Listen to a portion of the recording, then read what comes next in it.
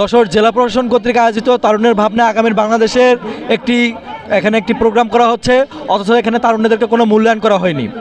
এবং আমরা বিগত দিনে আমাদের শহীদ ভাইদের রক্তের দাগ এখনও শুকায় না। আমাদের হাসপাতালে এখনও আমাদের আহত ভাইরা একে একে জীবন দিচ্ছে, কিন্তু আপনাদের কাজের গাফলতি আমরা বারবার প্রমাণ পাচ্ছি।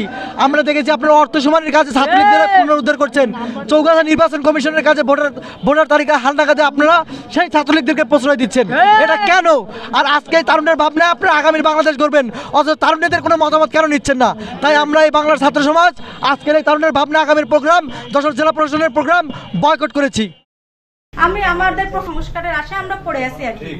আমি কারোর উপরে স্পেসিফিক কারোর উপরে কোনো দোষারোপ করতেছি না, আমি পুরো সিস্টেমটার উপরে দোষারোপ করতেছি। ফ্যাসিবাদ গেছে, ফ্যাসিবাদ এখনো কায়েম আছে।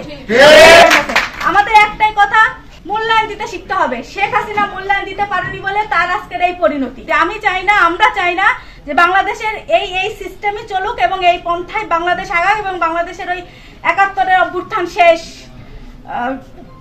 ৯১-এর ৮০-র মানে সবকিছু শেষ, ২৪০০ এভাবে বিলীন হয়ে যাক, এটা আমরা চাই না।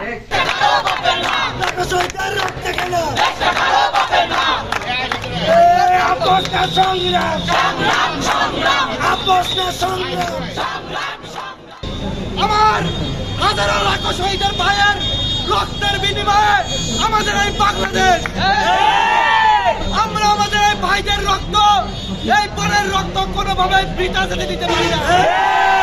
প্রয়োজনে আমরা আবার রাজপথে নামবো।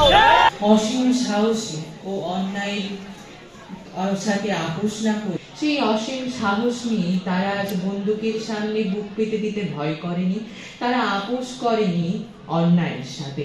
তাই তো কবি নজরুল ইসলামের চেতনায় তারাই সচিব করবে মহাশ্মশান, তারাই আনবে রাঙা প্রভাত।